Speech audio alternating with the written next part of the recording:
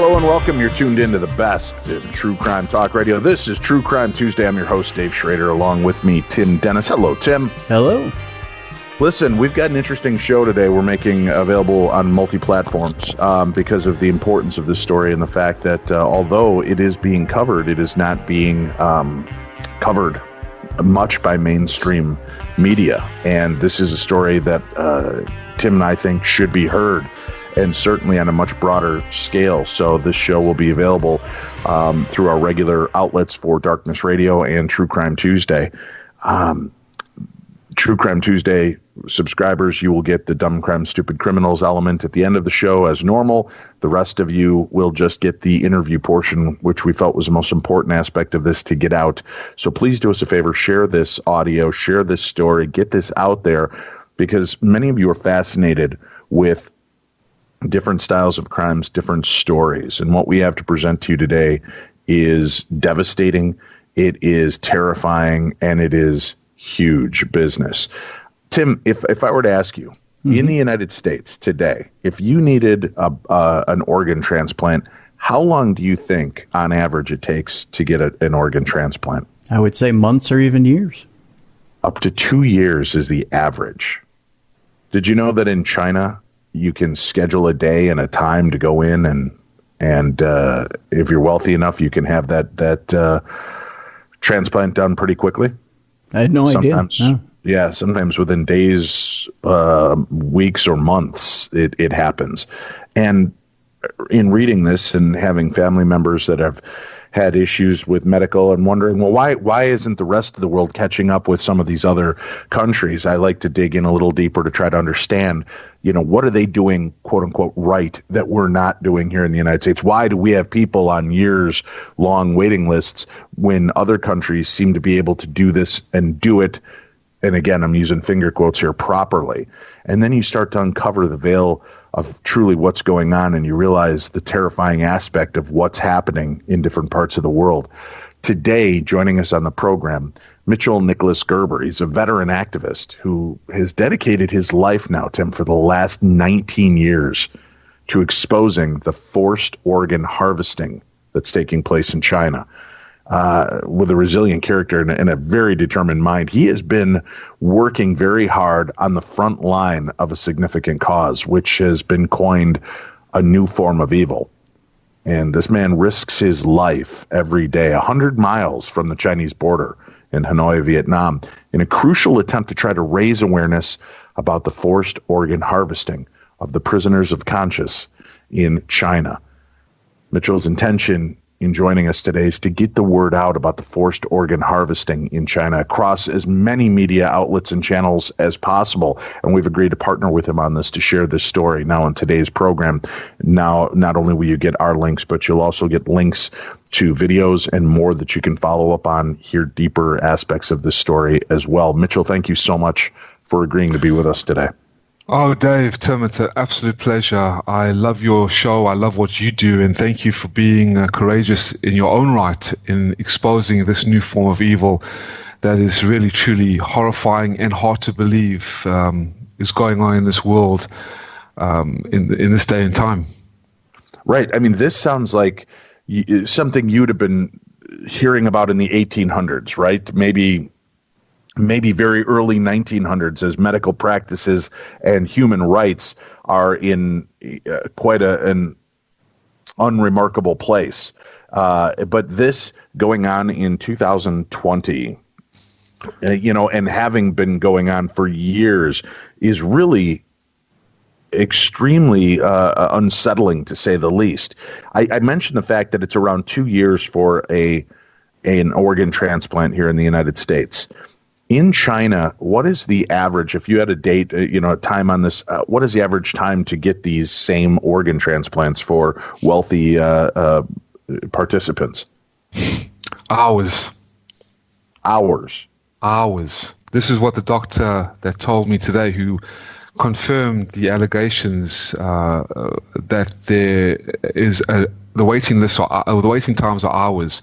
He was a doctor, Dr. Enver Totti. He basically came out confirming that he bared witness. He was a forced organ harvesting surgeon that was forced by the Chinese Communist Party. I shared his testimony today on one of the podcasts. He was with me. Yes, Dave, this is horrendous. This is a new form of evil. Legal, state-sanctioned. This is not black market, kidney in the bathtub kind of fantasy or theory where you have heard about accounts where people wake up in full ice bathtubs in Cambodia, Thailand, Vietnam, and India.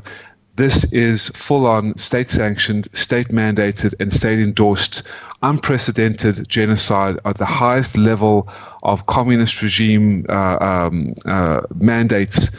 For the last 20 years of my life, I've been exposing this since 2006.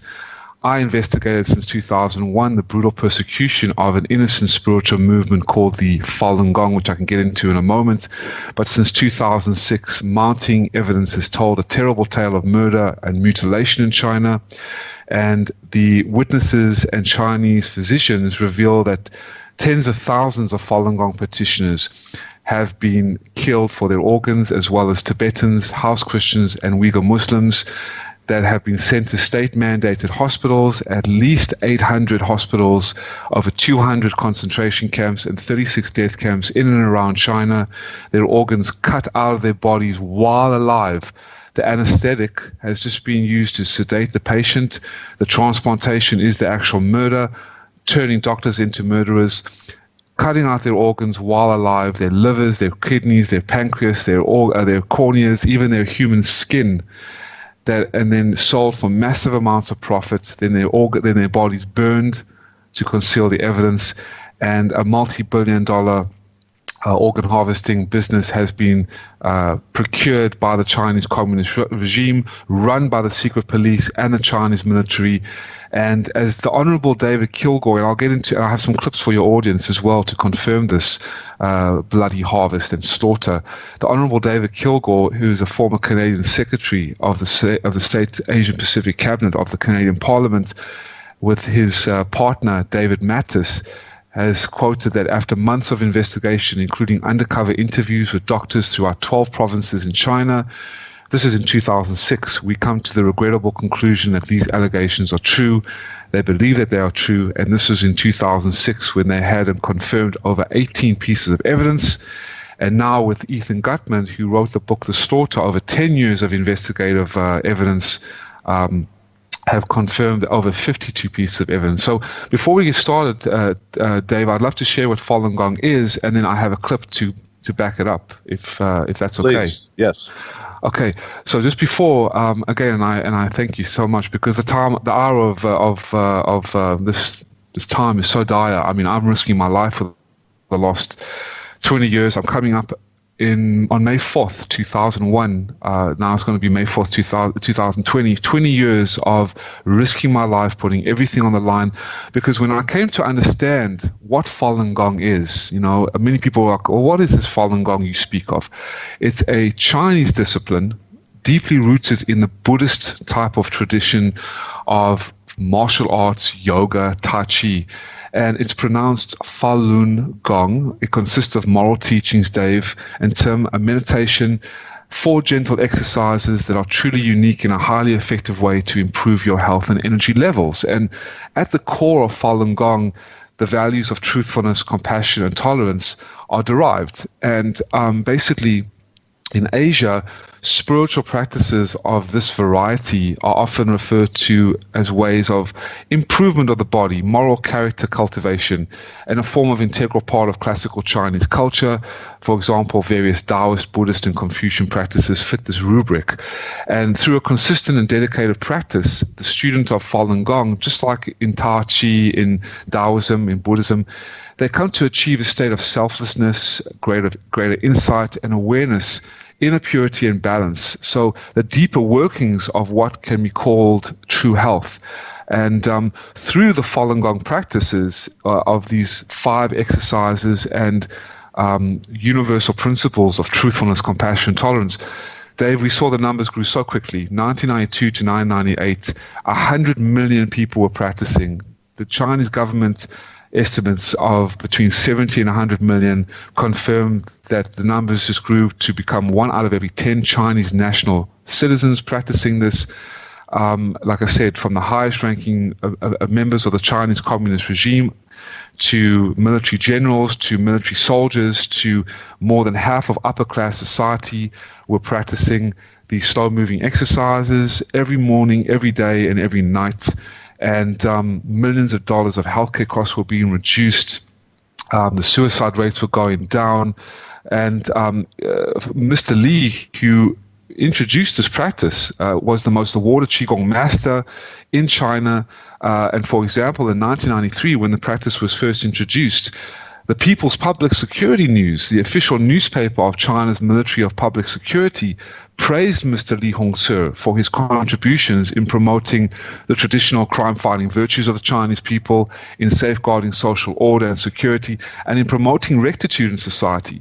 And by 1999, the Chinese officials went so far as to quantify Falun Gong's benefits, such as when one official from China's National Sports Commission, speaking with U.S. News and World Report in that time, declared that Falun Gong can save each person about 1,000 yuan, which is about $200 a month in annual medical fees. So if 100 million people were practicing, you can imagine how many millions and millions of dollars of healthcare costs were being reduced.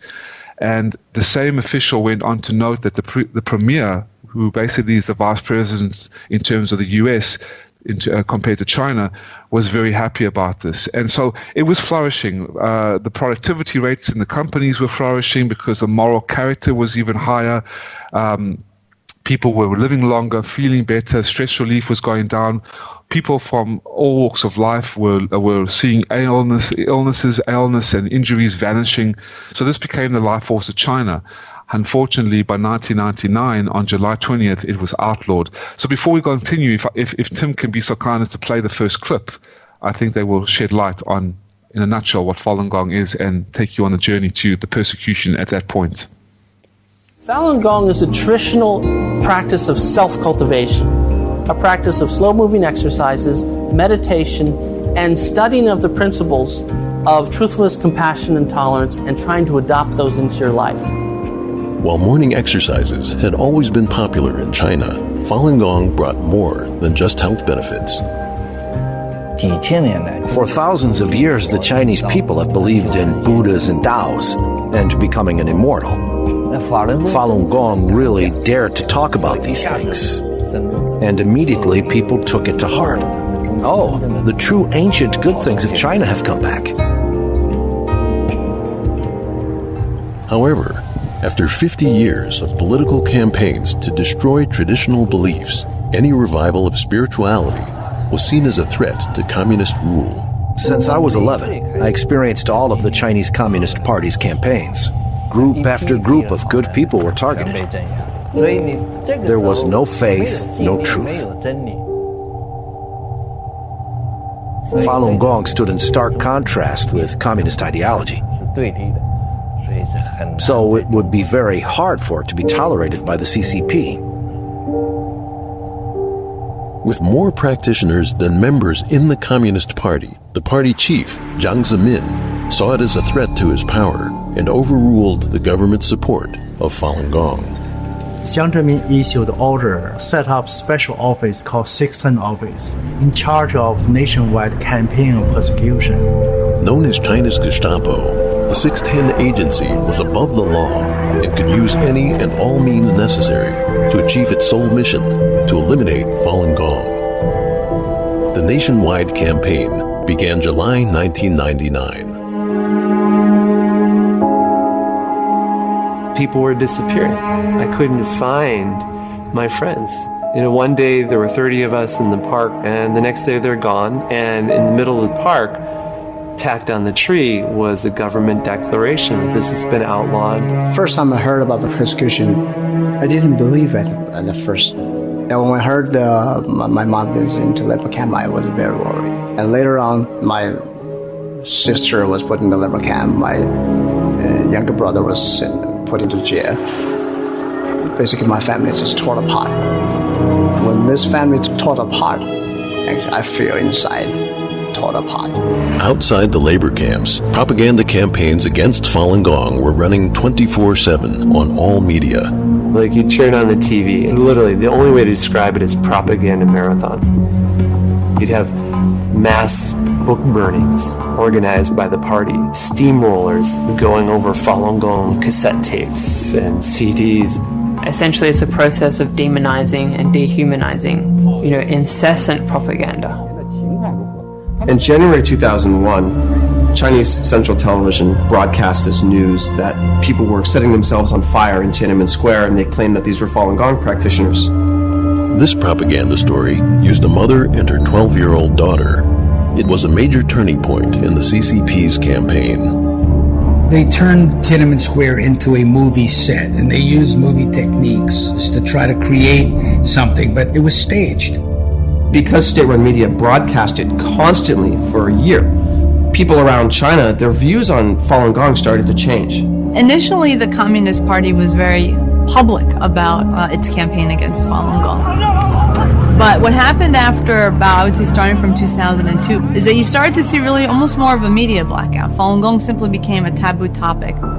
With millions of practitioners in detention, one of the worst crimes in history began taking place in hospitals throughout the country as organ transplants suddenly began to skyrocket.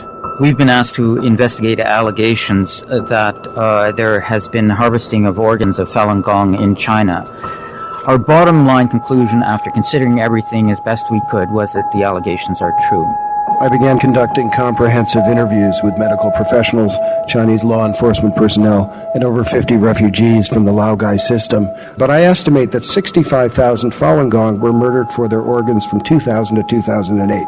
Essentially what organ harvesting means is they're taking Falun Gong practitioners literally like cattle, holding them in prison camps, testing their blood and other vital organs, and when someone comes into the country that needs a heart, a liver, a kidney, they find a match, they take the Falun Gong practitioner, extract their organs, of course killing them in the process. Wow. That's unbelievable. Mitchell, why this turn? Why going from this kind of practice that was so well received and loved to suddenly villainized and creating this hatred and complete respect for life for them? Yeah, that is the unbelievable question, where it could be answered by realizing that to understand how organ harvesting, Dave, could happen in China, it's crucial to understand that there is no limit to how far the Chinese Communist Party will go to wipe out something or someone. The clip you heard, by the way, was from the award-winning producers of Swoop Films' Hard to Believe documentary. It's free of charge, by the way, on YouTube, released during this lockdown. But to answer even more of your question, when the persecution of Falun Gong started in July 1999, the Chinese regime called it the biggest threat to national security since Tiananmen Square 10 years prior, when you saw the students being gunned down by Chinese Communist police and the Chinese students standing in front of the tank. That was 10 years before the crackdown on Falun Gong. And now they are even more terrified than ever because, number one, the communist regime owns you in every sort of way. I live in communist Vietnam. You have no you have no personal property, no personal businesses, no personal bank accounts, no gun rights. You are owned, you are a slave to the system, the centralized police state. It's even worse in China. The slave state in China is even worse, where the communist regime hates the fact that you are popular. And what Falun Gong did was it outnumbered the number of people practicing, outnumbered the number of people in the communist regime by 30 million people. And the stark contrast of the Falun Gong spiritual philosophy of truthfulness, compassion, and tolerance stood in stark contrast to the Chinese communist regime's barbaric nature, demonic nature, history of killing. So on July 1999, the leader of the Chinese Communist Party, Jiang Zemin, everyone knows about President Xi, everyone knows about Hu Jintao, but they don't know about Jiang Zemin. the leader of the Chinese Communist Party and the military dictator at that time, when the persecution began, he was so hateful and jealous, Dave, that he couldn't control the hearts and the minds of the people, of millions of more people than he was controlling at that time. So he was seeking a way to consolidate his own power while also eliminating the largest movement of thought throughout Chinese history. So to achieve this goal, he unleashed a full-scale police, military, weaponized propaganda, and as you were hearing that, hearing from the clip, he staged a self-immolation to demonize Falun Gong, call them a CIA-backed cult, a terrorist group, just like they did with the Dalai Lama in Tibet, who is still now advocating for human rights violations against the communist regime. And it's truly horrendous. But that's when it started in July 1999, and one of the largest campaigns of spiritual and religious persecution in history. I mean, millions of innocent Falun Gong practitioners killed, fired from their jobs, tortured, and their organs now cut out of their bodies while alive. And if I may add, when Falun Gong was so popular, the Chinese communist regime started to do medical research on the DNA, the tissue cells, the metabolic processes, how the blood was flowing from the organs throughout the body in the veins, and realized that the health efficacy, the psychological and physiological health benefits were just skyrocketing. So they did the worst thing ever. Not only demonized it in order to control them, but to kill them for their organs in a kill-to-order, multi-billion-dollar profiteering business that is still commencing as we speak today. Unbelievable. Now, I want to take you, if I could, just off on a side street here for a second. For years, it was stated that these organ transplants were coming from donors. Then it was changed to the fact that, well, these were actually prisoners on death row. And it seems in more recent years, again, it's gone back to the donors category. Now, in just examining, I know while watching some of the documentary, the experts talked about the possibility. They said, just taking one of the hospitals that is featured in the ability to do organ transplants in China, if you went the low end, just that one hospital would average 52,000 transplants a year. We had 40,000 in the United States in 2019. And that's across the United States, 40,000. Their estimation was very low, saying that this one hospital could be responsible for a minimum 52,000 and up from there. And then there were something, and I apologize again for having the incorrect numbers, but it was something like over 180 hospitals are certified for organ transplants.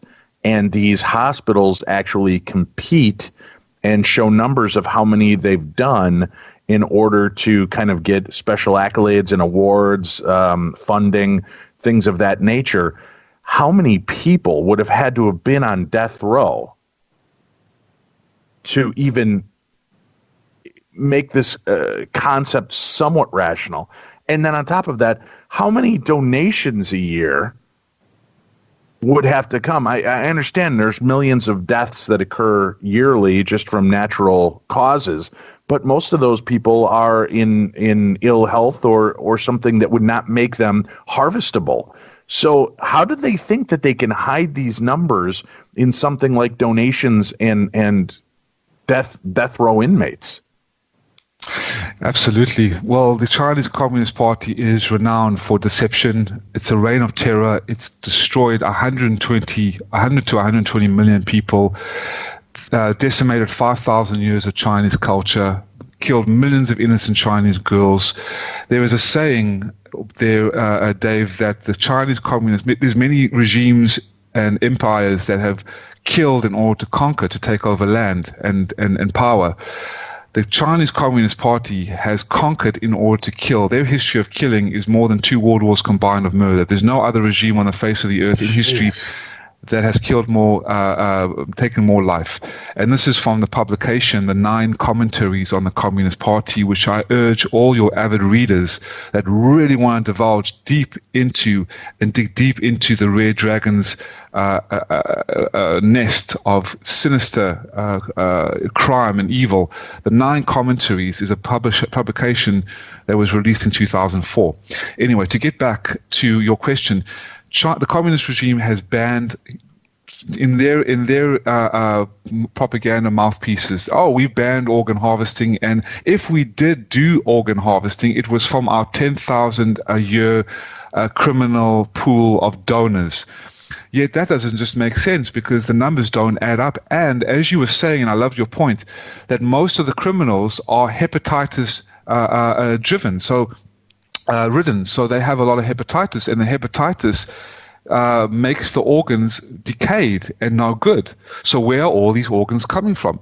Before we play the second clip, I would like to just share that from the World Organization to Investigate the Persecution of Falun Gong at upholdjustice.org, they researched from the published medical research papers and journals, as well as the numbers publicized on hospital websites in 2014, that the Chinese Communist regime had the gall to place on these websites and then took them down to send out to rich international donors or patients looking for organs, medical associations, biotech firms, even their own citizens, to promote these organs. They estimated that more than 800 hospitals in China had organ transplantation facilities and had completed at least 160,000 kidney transplantations, 36,000 liver transplantations, and 120,000 cornea transplantations.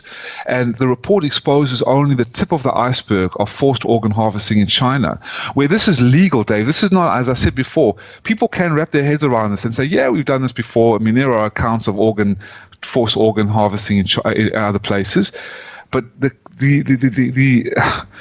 mind-blowing, shocking evidence about this and thing about this is that this is legal. This is not black market. This is legal, state-sanctioned, state-endorsed. So, without further ado, if you'd love to be so kind as to play the second clip, Tim, by the investigators David Kilgour and David Matas, they got a great understanding and sharing about what's going on. This was on the BBC only in about 2014, and then we'll move on to Ethan Gutman and the Slaughter and their update in 2016.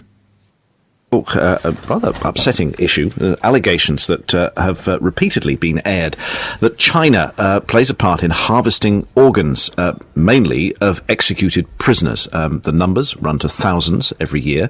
Organs then get sold on for transplants. It's always been vehemently denied by the Chinese government. But here in Britain, representatives of a campaign called Forced Organ Harvesting have been looking at the issue, and they've got as far as presenting their latest findings to the British Parliament. Two representatives join us here in the studio. Welcome to David Kilgour, former member of the Canadian Parliament, and Ethan Gutman, author of several books on China, who've both been involved in the investigations, are here to tell us a little bit more. David Kilgour, if I could start with you, what are the latest findings of your investigation? What are you closing in on? That about 65,000 Falun Gong practitioners have been killed and their organs trafficked. There are other people too, convicted prisoners are killed, of course, but the thing that we're focusing on is the Falun Gong community. My colleague Ethan Gutman has done a lot of work on the Uyghur community.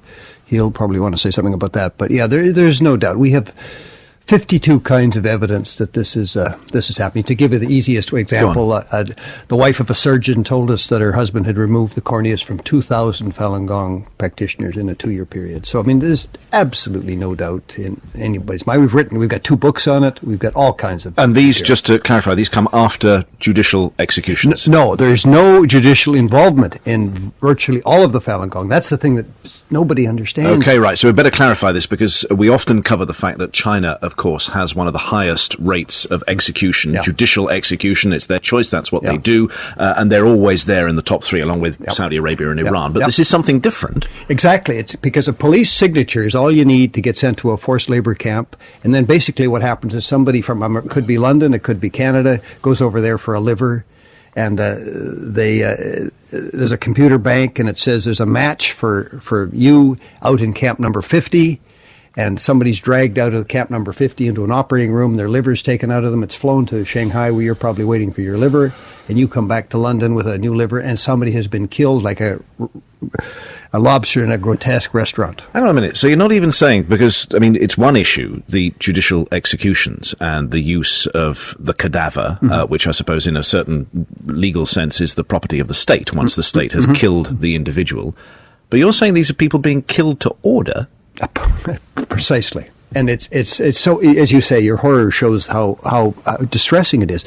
But yet it never gets mentioned that these are people who've been maybe giving out pamphlets asking them to stop killing Falun Gong, and they're guilty of nothing. The allegation and our findings are shocking. I mean, to us, this is a form of evil we have yet to see on this planet. This is a new form of evil. I'm David Matas, and with me is David Kilgour. We've been asked to investigate allegations that there has been harvesting of organs of Falun Gong in China. That the donors, the Falun Gong donors, are unwilling, then they have been executed in the process, either for the purpose of the transplants or after the transplants, and that their bodies are cremated. That was the allegation we were asked to investigate. David Kilgour is a former member of Parliament and former cabinet minister for Asia Pacific, and I'm a Winnipeg lawyer doing immigration, refugee, and international human rights law in Winnipeg. We were asked to investigate this allegation by the coalition against, it's a coalition investigating allegations of persecution, coalition to investigate the persecution of Falun Gong in China, which is based in Washington, D.C. We were asked to do this a couple months ago, and we have now done our investigation, and we're producing this report. We were not paid. We were doing this as volunteers, and we're not associated officially with anyone. We're just acting independently from everyone and doing this investigation. We pursued every investigative trail we could find. In the report, you will see that there are 18 different avenues of proof and disproof we considered and evaluated. Our bottom line conclusion, after considering everything as best we could, was that the allegations are true. We believe them to be true, that this harvesting is indeed happening. That conclusion comes not from any one of these different 18 categories of evidence that we looked at, but by assessing everything all together. Altogether, they paint a whole picture. All the evidence we looked at either corroborated the allegations or, in some cases, where we were looking at possible disproof, did not disprove the allegations. We do know for a fact that the Falun Gong are depersonalized, dehumanized, and marginalized, repressed, persecuted, both in word and in deed, in the most vile ways possible. For this sort of allegation to be true in Canada would involve a very large step from where we are. But in China, it's not that big a step from where China has been.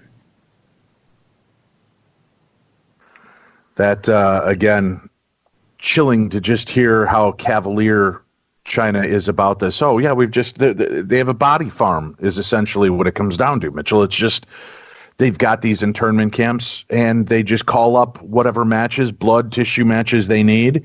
And it's a fast food joint for body transplants or organ transplants. Absolutely. And as people can see that this Falun Gong, I mean, as sick as it sounds, they should be getting on this right away. I mean, if people who like yoga or Tai Chi or meditation, I mean, practicing the Falun Gong exercises is in following a truthful, compassionate, tolerant lifestyle, your organs, your body, your state of mind will be amazing. And people say, oh, well, this Falun Gong is a cult. This is a sinister religion.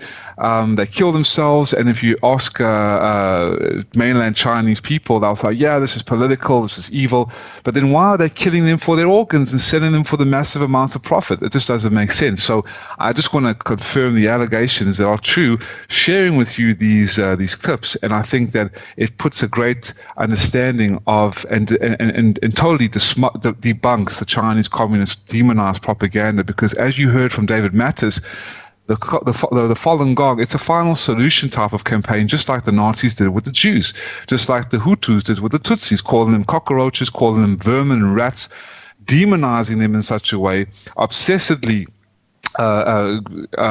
playing propagandized mouthpiece media about how evil this is, to brainwash and poison the minds of the Chinese people in order to get the go-ahead to send hundreds and thousands of Falun Gong practitioners to these state-mandated hospitals and kill them, like you said, in a body farm. So there's absolutely no doubt how good Falun Gong is based on the health efficacy, but yet demonized in such a horrific way in order to kill them for their organs and make a fortune of them. And they're the perfect candidates because they do lead such a chaste, healthy lifestyle. Their organs, everything about them theoretically is going to be perfect for what we're trying to do. Exactly. And I've practiced Falun Gong for over 15 years right now. I'm in no cult. I'm not... I don't play any money. There's no characteristics of a cult. Well, here's the important thing. Who cares if it's a cult? Who cares? Exactly. Right. It's humanity. And if my belief system is that this is the way I live my life, which is not harming people, it's evolutionary, it's making my life, it shouldn't matter whose life is being ended, even death row inmates, if they are not ready for their termination time, if that's not part of the state sanctioned point. Who are we to just say, well, we're taking your life today because we've got somebody who could use those body parts? Now, trust me, I'm somebody who's a survivor of true crime, and I hate using that sense because I was not attacked, but a good friend of mine and her children were murdered for this, and I would love to have seen justice served for the criminals that did that. But even to a degree, we still have the right of humanity to treat each other humanely and do this in the proper way. But these are people that are not being paid for their organs. They're not having part of their organs removed in exchange for cash or something to better their lives. These people are cattle. They're food, basically. Absolutely. And the China Tribunal in 2018, Dave, headed by Sir Jeffrey Nice, he is the man that led the prosecution of Slobodan Milosevic, the former president of Serbia, at the UN's International Criminal Tribunal for the former Yugoslavia.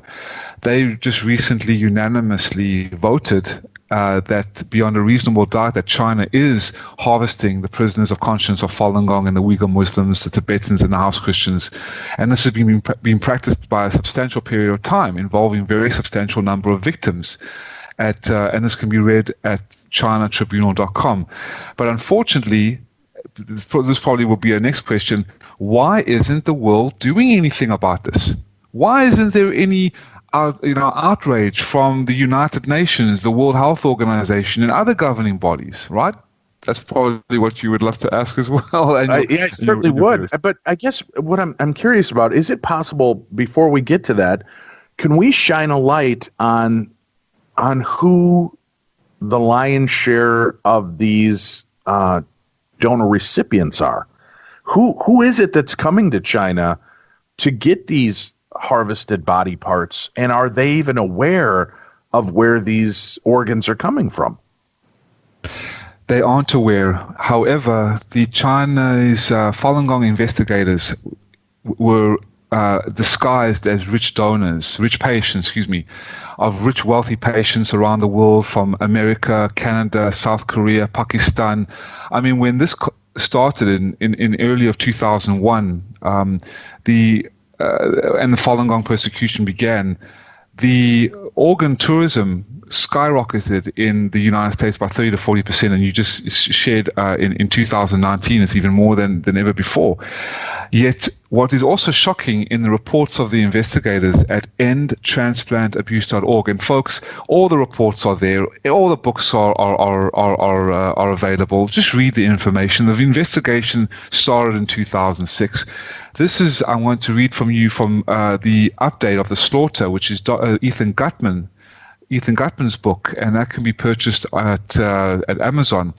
But also can be read, the update, about 600 pages of the update, 2,000 footnotes, the demand for organs and the expanded recipient pool. And to answer your questions, not only international patients are coming to get these organs on a specified date, like a lobster out of a tank, being cut open here, cut open there, but China has 130 million hepatitis B carriers, Dave. So China also has 40 to 50% of the world's liver cancer patients.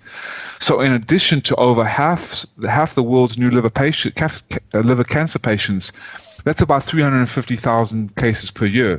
So for the 8 million end-stage liver patients, the most effective treatment is what? Transplantation. So what we have discovered, and the investigators have discovered, even more shocking, recently with the coronavirus infection rate in China, with the high-ranking officials, the communist regime have been ramping up the organ harvesting, specifically targeting 95% of the source of the organs are coming from Falun Gong, cutting their organs out and then trying to save the infected and replace the infected organs of their own citizens. So cutting their own citizens open and then replacing the organs of the infected citizens without their any knowing of this. So this is the more shocking thing about it. And legally, state-sanctioned and state-endorsed. So again, international patients who have no idea about what's going on, and the actual Chinese citizens. And it's insane. It's really insane. It's shocking. It's hard to believe and wrap your mind around. Even after 20 years, I'm thinking, is this really going on? And it is. 52 pieces of evidence. It's unbelievable. Unbelievable. So it's a worldwide audience that comes there to acquire these things. Do you believe in their minds they're being told that no, these are willing donors, or do these people not care where they're getting the body parts from? It's just about survival for themselves. Well, before they didn't know, and now they do, according to the World Organization to investigate the persecution of Falun Gong. The investigations reveal that the Chinese Communist Party is conducting live organ harvesting. So anyone now is going to China is complicit in this criminal activity, just like the Wall Street bankers, the corporate think tanks, the hedge fund managers, the Henry Kissingers of the world. Rockefeller had 7 heart transplant surgeries. Where do you think his hearts have come from?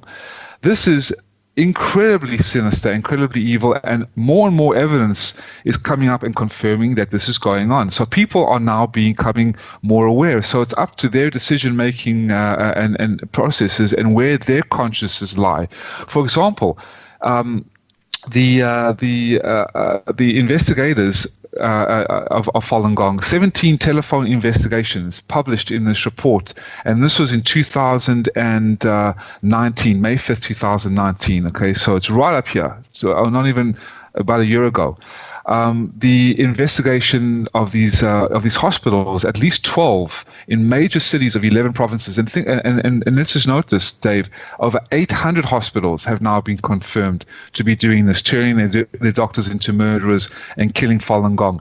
The 17 telephone investigations published in this report involve 12 hospitals from Beijing, Shanghai, Guangzhou provinces. The area investigated spans north to south and across the entire China. So the individuals investigated are all presidents or all directors of top-level organ transplant hospitals in China. And many of them are responsible for state-level projects in the field of organ transplantation, as well as national and provincial-level technical experts. And the hospital presidents and directors are all heavyweight figures in key hospitals. So they know full well, the World Health Organization knows full well, the World Health Organization, which I call the Communist Health Organization, which has been colluding and covering up and lying about the CCP virus, which has been unleashed from the bioweapons Wuhan lab. This is absolutely confirmed. A friend of mine just did a documentary from the Epoch Times, the origins of the Wuhan CCP virus that went viral, over 70 million hits on YouTube and then, on Facebook, a couple million on YouTube.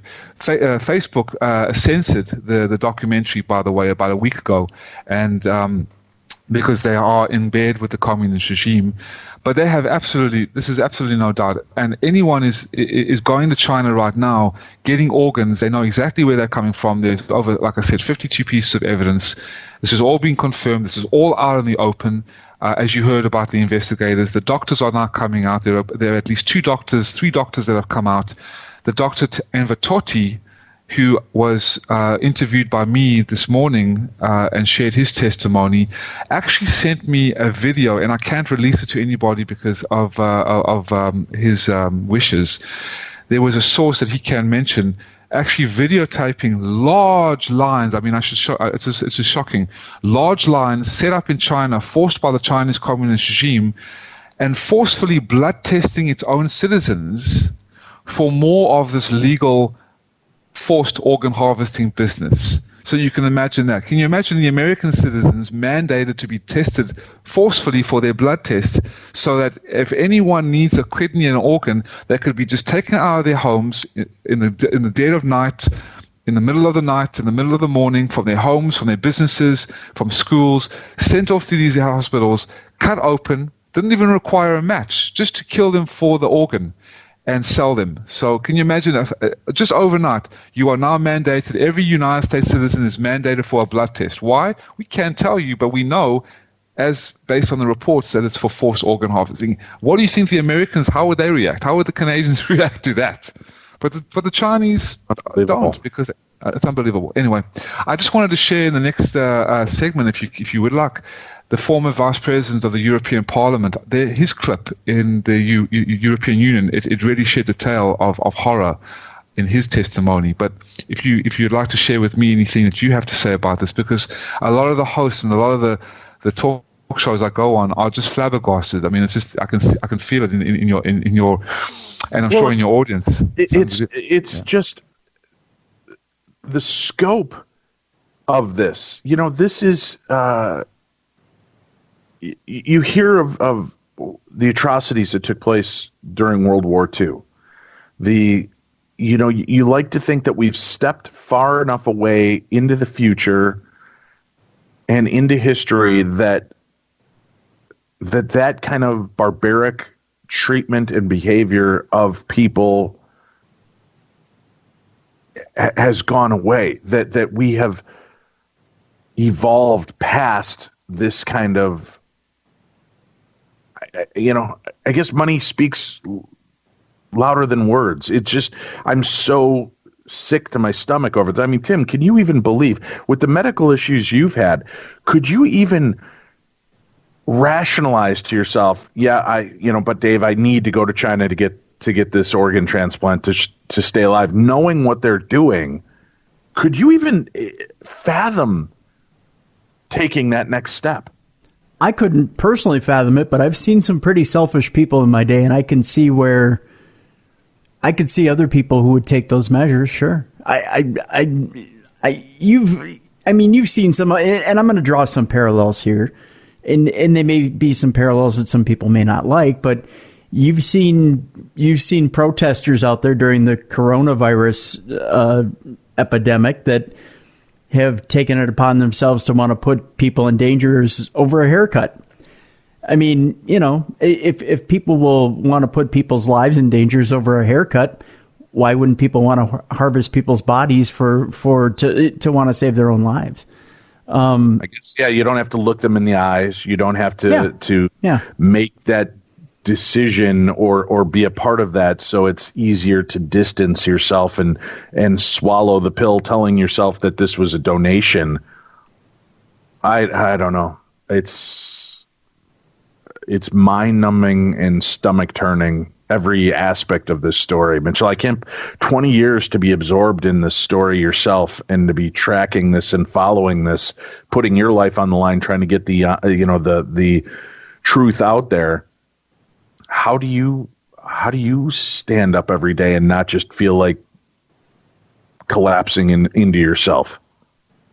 I had a bit of a teary outbreak today when I was remembering when I was in New York City and I had a torture exhibition booth showing the New York people, New Yorkers, the 100 torture methods that the Chinese Communist Party used to this day on Falun Gong practitioners, Falun Gong pregnant women, batons, electric batons, throwing innocent Falun Gong female practitioners into cages with criminals to be raped in order to treat them like just complete animals and raw materials. And I just remember when I was in a Jewish area, because I come from a Jewish family. I don't practice Judaism, but I come from a Jewish family, okay? So I was all these rabbis were walking by, and I was like, you know what, please stop, see, and they wouldn't. And I got furious. I was like, you're Jewish, you should know better. I'm Jewish. I came from a Jewish family. I went to synagogue. I prayed with the rabbi. You should know better. Come on, guys. And I was getting very frustrated. And then I was like, just calm down, just relax. And next thing I saw this little lady, this old little lady walking up to me and saying, excuse me, sir, do you mind if you can help me? I'm trying to look for my daughter. I don't know where the substation, the railway, the subway station is. I'm like, sorry, ma'am, I don't really know. I've just only been here for a couple of days. And she said, okay, well, what is all this about? She looks at me and she looks at the booth and she looks at me again and she says, well, what is all this about? This is horrible. And I'm like, yeah, this is about the brutal persecution of Falun Gong in China, the spiritual movement that is, really beautiful and ancient and genuine and pure, and has been persecuted for a long time now. And she's like, oh, that's terrible. What can I do to help you? And I'm like, wow, you can sign a petition, you can take a flyer. She's like, yeah, I'd love to take a flyer to show my daughter about this.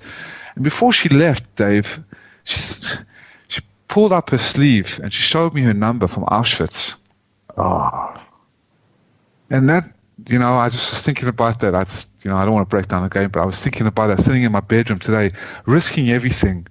I neglected everything. Big investment companies. I was in top 10 business schools. My father had a major export-import business. And they couldn't understand why. Why, Mitchell? Why, Mitchell Nicholas Gerber? Why? You had everything. You had gorgeous women all over you. You had lovely businesses. You were the president of this and the president of that. Why give all that up and focus all your attention, or not give it all up, but just focus all your attention on this cause that makes you no money, no fame, no fortune, no woman. People are very heavy. They don't want to be around you in terms of all this heaviness. And you can't believe how many people are scared to death when I mention this, and the look on their faces and the energy vibration, they feel like, oh, okay, I don't want to deal with it. And divulging as deep as I have, basically holding a cross like Jesus did on his freaking shoulders, walking in the valley of evil against a red dragon like this for no money, no fame. I don't do this for any money. People ask me like, listen, can I support you? Can I give you donations? I'm like, no, I don't need, very few. It's extremely hard. But I go back to this, Dave. What is a man who cannot make the world a better place? And to fail to expose evil and to fail to stand up for what is right and for what is good is unacceptable. So call it for what it is. But yeah, 20 years on the line, I mean, it's very difficult. And now I'm in a situation where I'm 40 years old and I have no assets, I have no investments, I have no money, I have no honey, I have no place to. I've got a little one-bedroom apartment where I was teaching 1 and 2 and 3 and 4 and 5-year-olds English because our offices got completely shut down. I've received death threats. At any time right now, a communist official can bash down my door because I'm 100 miles away from the Chinese border. But I don't care. I'll be blacklisted from China. I have to sit down with the Federal Bureau of Investigation when I was living in Atlanta, Georgia as an American citizen. And I just, like I said to you before, what we do in life echoes in eternity. What is a man who cannot make the world a better place? So I'm honored to live a life, and if I have to die a noble death, I would rather live a noble life. But yet, this is something more important, and I've sacrificed everything to expose this evil. And that's why I'm so grateful to you and Tim and your audience listening to my sincerity and listening to the accounts and listening to the clips about the Falun Gong, because we have to stand on the right side of destiny. And no matter if it's Chinese, Japanese, wherever you are in the world, if it affects you or not, it does as a human being, because imagine it was your family, your friends, your colleagues that were ripped apart and torn apart and organs extracted, and you never heard from them again. So thank you for letting me share it with you on this show, on your show. Well, I don't want to say it's a pleasure because of the topic of what we're discussing, but it's an honor to be able to help spread truth and get part of this terrifying underbelly of what's going on in the world out there for people to know and educate themselves on. I know you've got more of the story to share, more audio to share with us as well. And before this is over, the big question is then, what can we do? What can Dave and Tim in Minnesota do? What can Jolie in Virginia and Jeff in Massachusetts and Scotty in Wisconsin? What can we do to change any of this? Well, we're not at war, so we cannot bomb the railway roads like the Allies did in Nazi Germany to stop the concentration camps from or the cattle cars, which the Falun Gong are also shipped in by the testimony of prison guards to labor camps and death camps and state-mandated hospitals. We can't supply the Tutsis to stop the massacring of 80,000 a day by the Hutu regime with machetes. We can't supply them like what you saw in Hotel Rwanda with that award-winning documentary, with guns to fight back. But what we can do is spread the information, read the information, go to the websites, practice the Falun Gong exercises, especially in this time of incredible stress, anxiety, and negativity, uncertainty as well. People losing their jobs, people losing their 401ks, people losing their investments, people losing their lives, their loved ones, all because of the Chinese Communist Party's cover-up. The reason why, ladies and gentlemen, is because of the Chinese Communist Party. So we have to shed more light on it, as well as sharing with your business associates who are doing business in China. Pull out of China. Do not align with the communist regime. There's wonderful factories and there's wonderful businesses in Taiwan and in India and in Vietnam, where there are more of a capitalistic way of nature than the Chinese regime is, which is a demonic, evil regime. Even though I live under communist Vietnam, you have more of a chance to do a little bit more business in a more healthier way than in China, where this organ harvesting and pillaging is going on. Also, you can share with anyone in your network of people, Dave, if there's any other podcast hosts or TV hosts or radio hosts that you know in your network who would want me on, I would love to go on. And what's most important, I believe, and Shakespeare, I think, said it best, the pen is more mightier than the sword. So when you can sign a petition at endtransplantabuse.org or stoporganharvesting.org, because that exemplifies the energetic decision of standing on the right side of destiny, very similar to signing a power of attorney or signing a will or signing a banknote. You don't do this unless it's extremely serious. So by signing a petition, you are giving your voice and your support to exposing this evil and standing with Falun Gong in its plight to stop this persecution. So I think that's the best thing you can do. Please repeat those links again slowly, and we'll involve those on today's program as well. Sure. For those who would like to learn about the Falun Gong practice, which is free of charge, and the books from Mr. Lee are quite profound, very similar to Qigong and Tai Chi, and the exercises, falundafa.org, FALUNDAFA. The other website is faluninfo.net, FALUNINFO.net. Then you have stoporganharvesting.org and endtransplantabuse.org. And one more link with the book, The 9 Commentaries on the Communist Party. This is the incredible publication by the Epoch Times out of New York City that published this in 2004, and it gives a vivid account about what is going on behind the Red Wall of China at www.9commentaries.com, and it's also free of charge. All right. Let's get back into the story aspect. Thank you for giving us those links again. We'll have those links up in today's program to make it easier for you, the listener, to find. All right. Mitchell, where do you want to take us next? I know we still have more audio, more of the story to hear. Let's continue to let this unfold.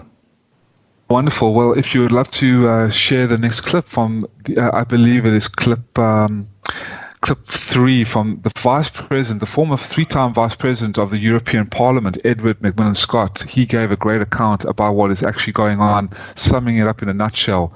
And I'd love your listeners to listen to this. Edward Macmillan-Scott. Thank you very much indeed, Peter. I wrote a report on EU-China relations in 1996-7 for the Foreign Affairs Committee and returned to Beijing in 2006, where I met ex-prisoners of conscience, Falun Gong practitioners, as well as made contact with a number of other dissidents and reformers. All the Chinese with whom I had contact were then imprisoned, and in some cases, like Gao Zhisheng, tortured. Gao Zhisheng is a Christian human rights lawyer, very, very well known in China, who investigated the persecution of Falun Gong and wrote reports about it. And one of the people I met, Cao Dong, who had been in prison, told me the story about how his best friend had disappeared one evening from the cell in their prison. And the next time he saw him, it was his body in the prison hospital with holes where body parts had been extracted. The belief that I have, and I share with David Kilgour, that organ harvesting is widespread in China, and it is restricted almost exclusively to Falun Gong practitioners. The only prisoners in China who are routinely blood tested and blood pressure tested are Falun Gong practitioners. The organ transplant industry is in the hands of the military. The People's Liberation Army is responsible for the hospitals, the transportation of body parts, and the sale of them. It is therefore a governmental activity and constitutes genocide under Article 2 of the Genocide Convention. It is as serious as that. And my final word is, with respect to you, Peter, the Falun Gong are to the Chinese regime of today what the Jews were to the Nazis during the war. And we should all take note of this and look at China with new eyes. The European Parliament comes from a very diverse background, and as Peter has already said, even within this quite straightforward resolution there are still problems, because the absolute deluge of propaganda from the regime in Beijing vilifying Falun Gong as some sort of extremist cult. Now, I've met, as I said, hundreds of members of Falun Gong. It is not a sect, it is not a cult, there is no money involved, there is no brainwashing. All the normal characteristics of a cult simply don't exist. These are people who practice their spiritual exercises on their own, and yet, as I said, because between 70 and 100 million people in 1999 were practicing Falun Gong, this was seen by Jiang Zemin, then the leader of the Communist Party, as a threat to his own position. It wasn't, of course, but he saw the opportunity of creating an enemy within. Just as during the war, the Nazis singled out the Jews as a special characteristic and did what they did to the Jews. The same is happening today to Falun Gong in China. That is why it is genocide. That's why I say it's so serious. As to whether we can convey this to all the members of the European Parliament, it's quite difficult. It is quite difficult, but we're trying, and that's what this press conference is about. There'll be other activities today and beyond. I will maintain my campaign, especially until the people I had contact with are released from prison. On the question of Manfred Novak and his reports and his attempts to try and get to the truth about this situation in China, he's told me that he believes that more than two-thirds of the prisoners in China in re-education through labor or forced labor camps are Falun Gong practitioners. That is a huge number of people. Now, at the end of the Kilgour and Matas report, you will see a list of more than 3,000 Falun Gong practitioners who have died under torture. To the regime, those are wasted people, but nevertheless, they have died under torture in the prison camps. I've met hundreds of Falun Gong who've been through this terrible process of escalating torture. I believe that we should, in Europe, now set up something like happened in West Germany during the Cold War at Salzgitter, where an impunity index was maintained of confidential denunciations from East Germany under communist rule against torture and maltreatment. And after reunification, a number of prosecutions followed of those people. And what we need in the world today is an impunity index maintained at an international level, in my view, by the EU in conjunction with the International Criminal Court, so that people in China or other countries where there's repression may make confidential denunciations, and having talked to ex-prisoners, they tell me that the one thing that gave them some hope was that one day the torturers would be brought to account. Now, in the report of David Kilgour and David Matas, those 3,000 Falun Gong practitioners who've died, in those cases, it has been established where they were arrested, where they were imprisoned, who did the torture. That is listed, and that's a fundamental point. And we should never, ever give up on the idea that one day justice will be done. Thank you. Mitchell, I'd like to say, especially after hearing something like that, listen, we can't become part of the storm. We need to enlighten ourselves and enlighten others by sharing this message. This isn't a call to arms against the Chinese people. Okay, folks, I think that's important.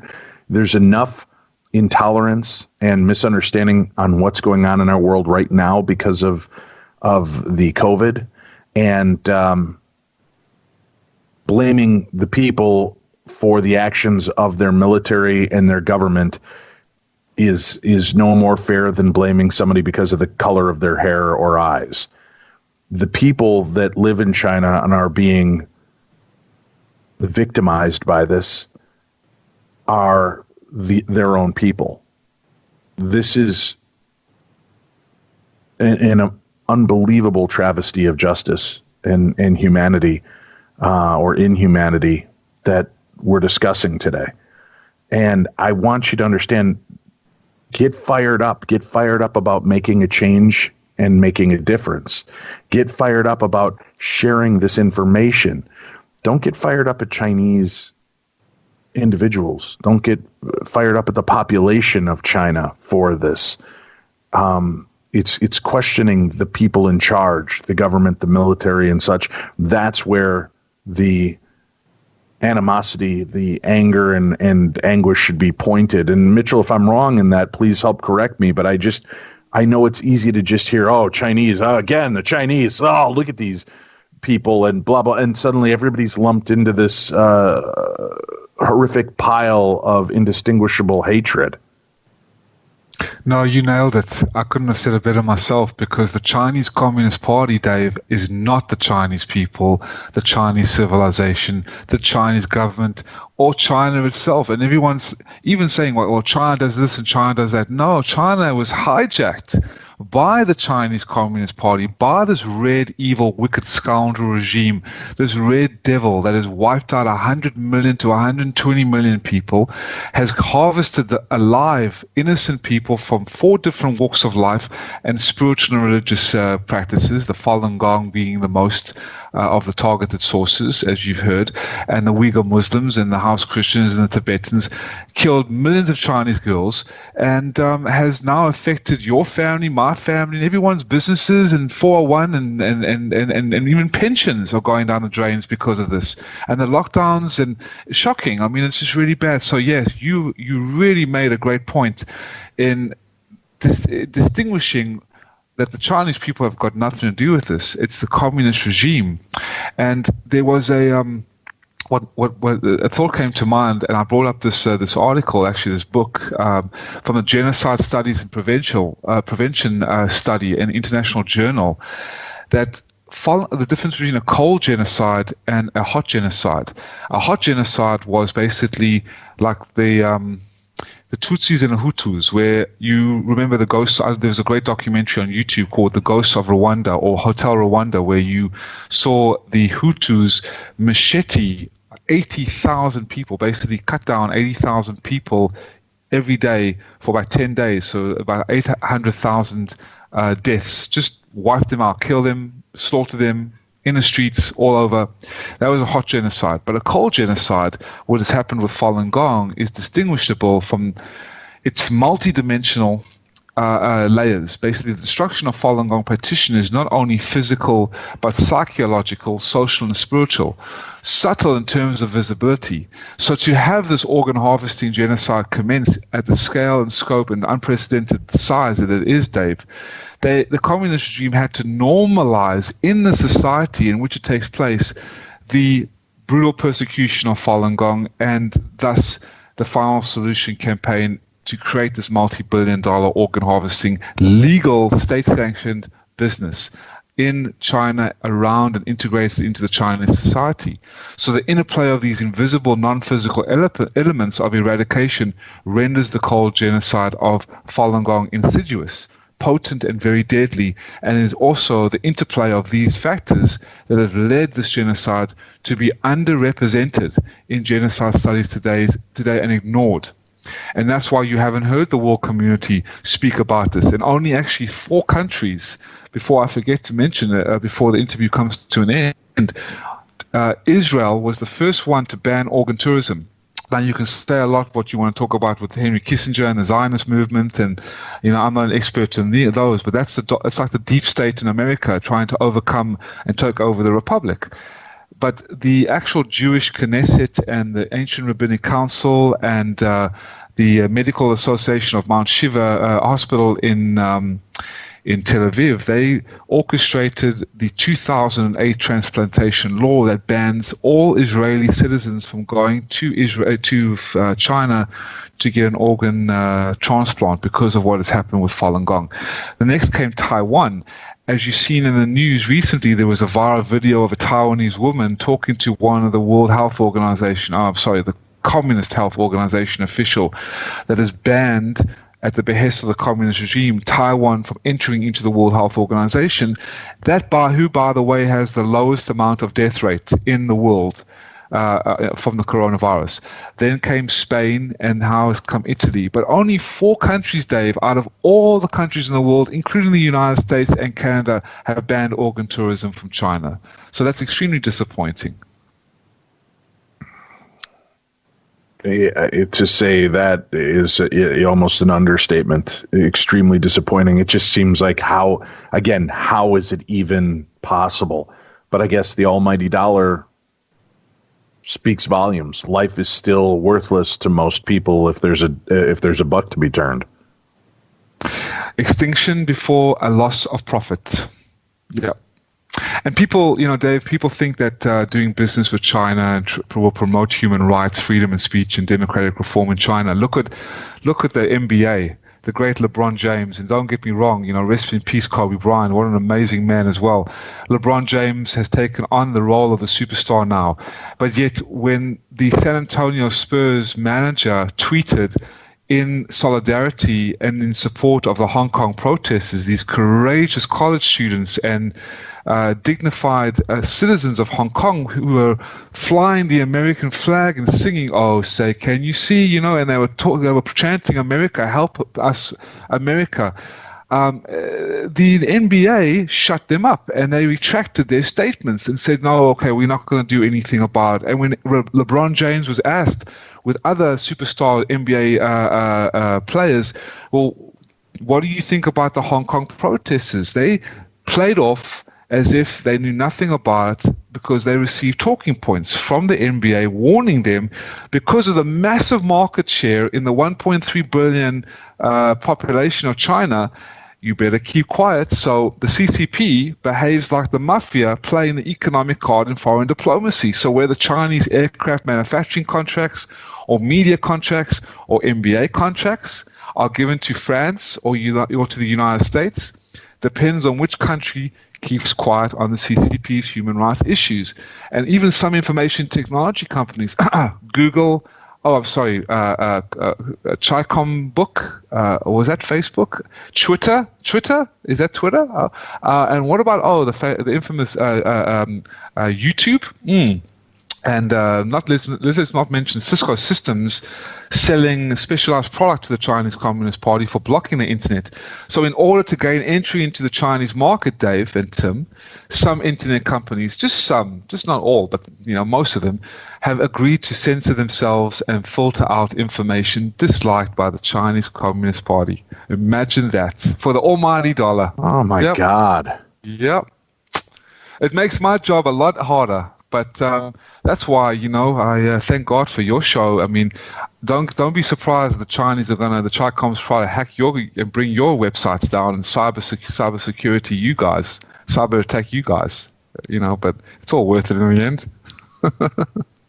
To just have this kind of bullying nature. Listen, this isn't stuff that's still being held quiet. The New York Times did multiple articles on this.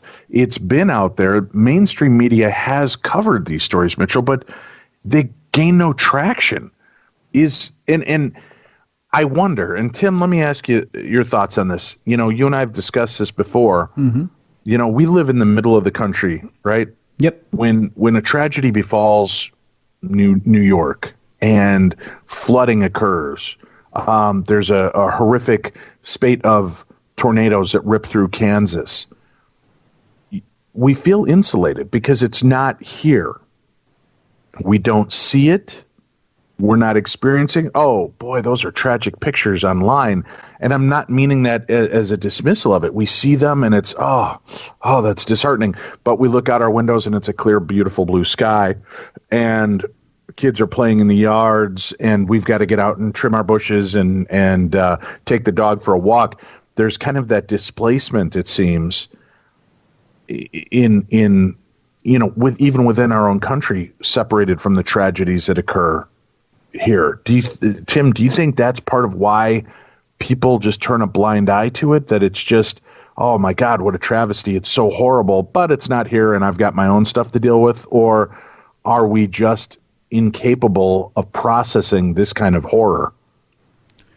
I think it's a little of both. I think you're right in that not only do we have a little bit of tunnel vision, because it is so insulary, we barely keep up with what's going on in our state, much less with our country. I think a lot of people are so involved and ingrained in their own lives that they don't want to take the blinders off and see what's going on around them because it becomes overwhelming. But then to think about that you're connected not only to a state and a country, but you're connected to an entire world, then becomes overwhelming. And it's, you know what, I got my own problems, and you tend to go back into your own shell. But I think in another nutshell, if you think, you know what, I'm that responsible, or I'm responsible to an entire world, that in itself is a little overwhelming too. How do you solve an entire world's problems? You can't.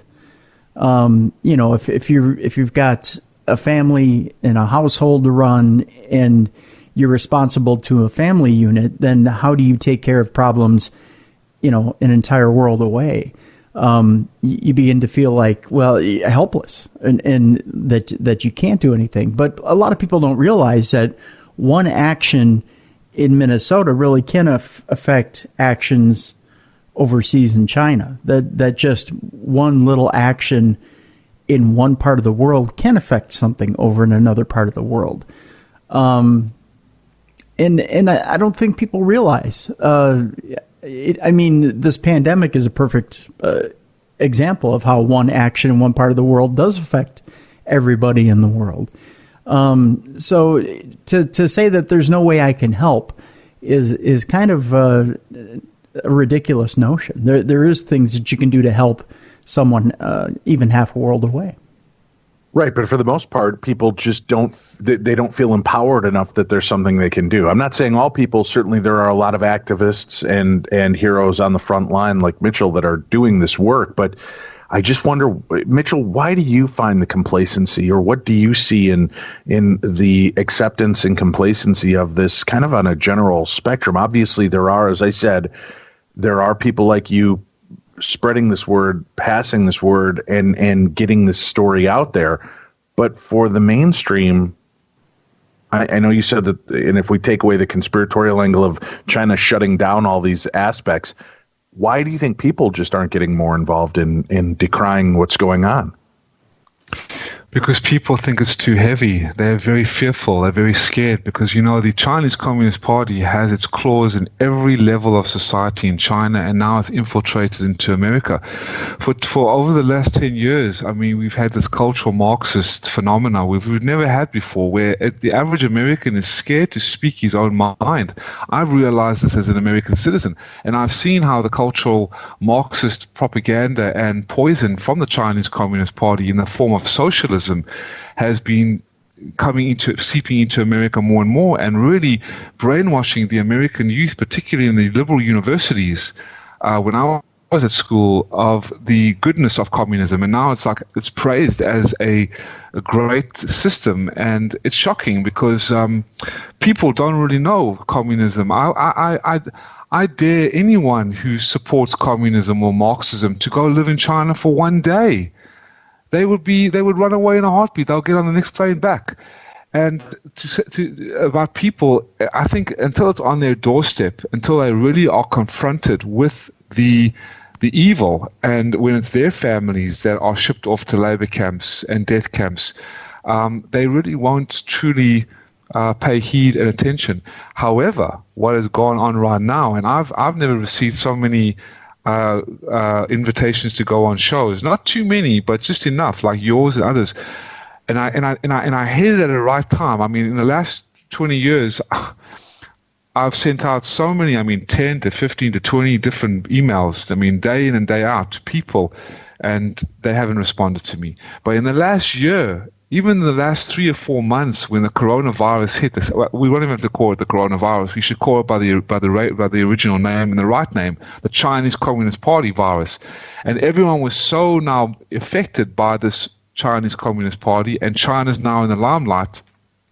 Now they are prepared to listen. Now their ears prick. Now it's like, oh boy, oh crap, now I'm going to have to listen because they want to know about the Chinese Communist Party. So I did it at the right time. I was like, oh, Chinese Communist Party's in the mix now. Let's go out and let's try and, I send out the promos, and I sent out the promo. I created it and I revised it over and over again, and I sent it to you. I sent it to other people, and thank God, people like yourself, Dave and Tim, have the guts and the backbone and the balls, excuse my language, to come back to me. And I wish more people had that kind of backbone and courage and gall, but you don't understand how many people I've reached out to on the left and the right and in the middle, but still, people, until it really affects them, they won't touch it. They won't, and they're scared. I'll never underestimate the power of denial and fear. Sign the petitions, folks. There's links up for it on today's program. Sign the petitions. Be a part of the change. Don't be a part of the storm. Be the light. All right. I know our time is slipping away from us. You've got some more to share. You've got some more to tell. Where do we go next, Mitchell?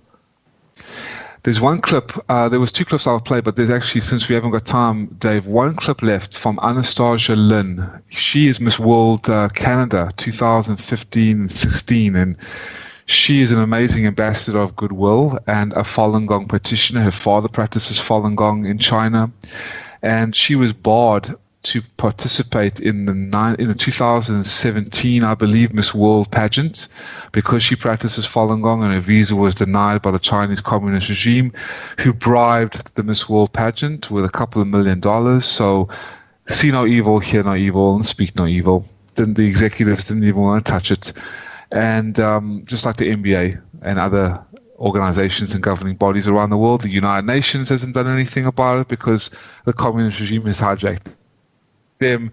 The World Health Organization has been hijacked, and many governing bodies around the world, as Dr. Enver Tohti has said today, don't want to touch it, and there's not many people that have spoken out about this, unfortunately. But Anastasia Lin is an ambassador, and I'd love to share its clip number 5, and I think that will be the last clip for today, for people to share. And her testimony was at the European Union, and if Tim, you can play that, will shed light as well. For today, many of you probably heard about the horrific organ transplant abuse in China, including reports that Falun Gong practitioners and other prisoners of conscience are killed to supply the lucrative trade in human body parts. I first learned about these allegations nearly a decade ago, when David Matas and David Kilgour, and also the Miss World Canada 2003, Nazanin F. Xinjiang, were speaking about it in Vancouver. But it took me a long time to nearly confront the gravity of this crime, to consider deeply what it means that tens of thousands, or perhaps hundreds of thousands of innocent people are being killed for their organs. The first time I was made to grapple seriously with this issue was when I starred in a film called The Bleeding Edge, which is based on true events. In it, I played a Falun Gong practitioner imprisoned for her beliefs, who was tied to an operation table as her vital organs are removed to be sold for a profit. Acting in this scene required me to imagine what this process would be like from the standpoint of a victim. And I had to imagine the sheer terror of knowing that death was imminent. It was a feeling of utterly helplessness, of being at the mercy of a cold-blooded murderer who would show me none. On the street, if someone assaults you and steals your purse, you can scream for help. Tied to a hospital bed in a surgical room of a labor camp, no one can hear you scream. In China, it is the state itself that is involved in organ stealing. As I consider this crime while preparing for my film's performance, I felt engulfed by the profound vulnerability and the injustice of it all. So it was a turning point for me, which made me realize that I feel that it is my duty to do all in my power to generate awareness about this issue. And I hope that you will feel the same after today's hearing. One of the factors that made it difficult to really grasp the magnitude of these crimes is that the victims, Falun Gong practitioners, are still not very well understood.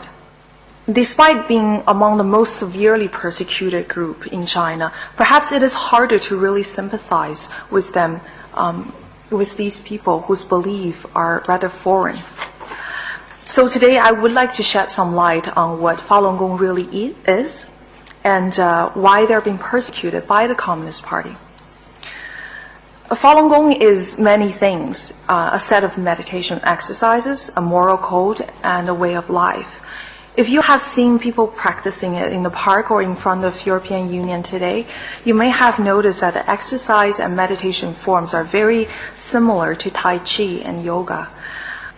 Falun Gong was and it still is a social phenomenon. Because Falun Gong has no hierarchy or organizational structure, it doesn't involve money and doesn't really keep membership. No one knows exactly how many practitioners there were in China. But in 1998, the State Sport Administration estimated that there were 70 million to 100 million practitioners in China, more than the membership of Communist Party. Now, this is a major reason why Falun Gong was targeted by the Communist Party, and such a huge independent group was unprecedented in a communist community, a Communist Party regime history. And this explains how organ harvesting could come about. With potentially millions of Falun Gong practitioners incarcerated in China's vast network of prison camps, they become worth more death than alive. Their organs were worth money. They are blood typed, and when a blood match is made, they can simply be led away and killed, or simply put under anesthesia to have their organ removed while they are still alive. The mass killing that we're talking about today is not an abstract concept. The victims are real people, and they're innocent Chinese citizens. I know that prisoners of conscience sometimes give people the impression that these people are prisoners, but we are talking about innocent Chinese people. What's more is that they're extraordinary deeply brave and noble people who wanted nothing more than to seek truth and goodness and practice their beliefs. And because they're not willing to relinquish their values, their principles, they have been killed so their government can benefit from their organs. I hope that after today's testimony, that you will do all in your power to also bring attention to this issue. Thank you very much. Wow, she's, what a powerful dissertation that she just put forward as well. It encapsulates the true horrific nature of all of this and gives it a face. I hope that people listening to this show will share this episode, will talk about this episode, will be enraged enough to feel the need to fill out those petitions and do what they can from where they are. Right now, we have more time on our hands than ever.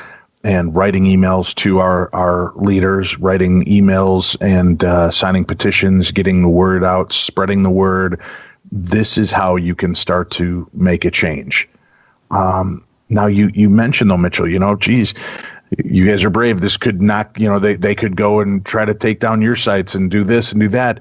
If people are moved by a sense of fear that if they do help or they do jump in, there's a retaliation towards them, that can scare a lot of people off from doing what's good because they don't want it to impact their lives negatively as well. It's a horror that's taking place in China, but it's there. By stepping in, what is the all likelihood that people will really be impacted or affected by the Chinese nationals and the government for trying to spread this word and being involved? I mean, that's not something that most people are going to have any real concern over, right? Absolutely. No, not at all. And when you do sign a petition, it asks you for your phone number. Just put 0000 or a fake number. You don't have to worry. It's not... and you can just sign even an alias. It doesn't really matter. It's energetic, and if you're that concerned, but yeah, absolutely not. Now, a person like me who who loves to stand in defiance of tyranny, and I am, my nickname is Mitchell the Lionheart. I like to slay the dragon. I like when communist officials try to come at me, because that's what boils my blood. It makes me feel like I'm living for something. And the greatest honor that I can have is to die a noble death. I would rather live a noble life, Dave and Tim and the audience who is listening. But I am in Vietnam right now, and I have been fighting against this red dragon with all my heart. And I like that they know who I am. And I like that they try to come and silence me, because the more they do, the more my heart, the more my soul, the more my passion, the more my being stands up against them, and they give me the opportunities to expose more. And if I can give my life, and I'm not saying I want to live a long life. I want to have a woman by my side. I want to have children in my life. I want to own a business. I want to provide. I want to create a Lionheart Foundation where I was raising $8,000, $9,000, $10,000 in the slums of Kenya when I was about 2 years ago, and for human trafficking victims in Vietnam and orphans that were just affected in the war. I want to do that, and I'm going to do that because that's what I'm destined to do. Mitchell ain't going nowhere, but the Lionheart in him is going to stand up and finally slay the dragon, or fight against exposing the dragon. And Edmund Burke, Dave, said once, he was a great parliamentarian, the only thing necessary for the triumph of evil is for good men and women to do nothing.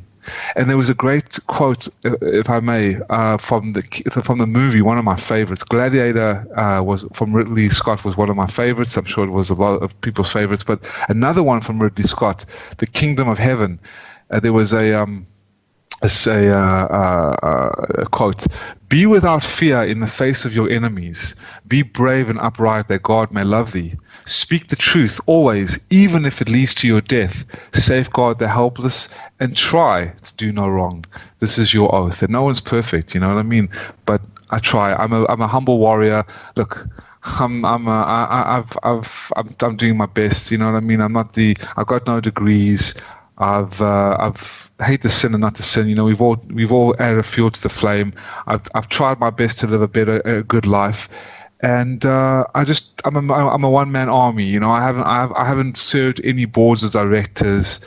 I'm a lone warrior, a spiritual grunt on the front lines, doing my best to think, okay, I've got no money, I've got no degrees, I've got no a lot of influence, I haven't got a lot of background as a resume. What can I do and what can I use to get on people's shows? And Dave, all I use is my heart, because that is my sincerity, and you have allowed me on, and I'm sure what people will take away from this, they will never forget. And we are making history, because you're going to look back one day, very soon, when this is blown open, wide open, and the mainstream media who have turned their backs, no disrespect, but yet there's a time coming when you're going to sit back with Tim and you're going to look at each other and smile and say, you know what? Yeah, man, we did the right thing, because now look, everyone knows about it, and we were on the forefront. We were on the front roads, the front line, when no one was speaking up, when no one was saying much.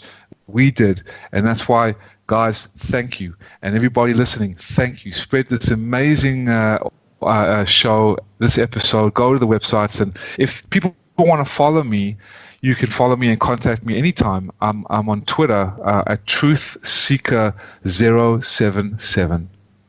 So thank you, Dave. Thank you, Tim. Thank you very much. We'll also have a link up for Mitchell. Again, that's Truth Seeker 077. 077. We're putting that on right now, and we'll keep that available. Thank you, Mitchell, so much. For those of you that are subscribers to the program, we're going to launch into Dumb Crimes, Stupid Criminals. For those of you that are hearing the free aspect of this program and allowing us to make this to a broader scale audience, the episode will end for you here, but your task at hand is not ended. Please listen to this multiple times, share it with as many people as you can, take a few moments to sign those petitions, and try to make a difference. This is something that we are all capable in having a hand in changing, so please consider being a part of that change with us. Thank you very much for taking the time to listen to this special edition. And remember, if you're intrigued by true crime, you can subscribe to our program at patreon.com/True Crime Tuesday, all one word, True Crime Tuesday. And you can subscribe. $5 a month will get you full access to not only the episode, but you'll also get the Dumb Crimes, Stupid Criminals aspect of each episode that we release. Every month, there are brand new episodes released every Tuesday on True Crime Tuesday. We hope, again, that this episode enlightens you, educates you, and certainly gets you thinking about ways that you can make a difference in this world as well. Thank you so much for your time. From Tim Dennis, I'm Dave Schrader. This has been a special presentation of Darkness Radio presents True Crime Tuesday.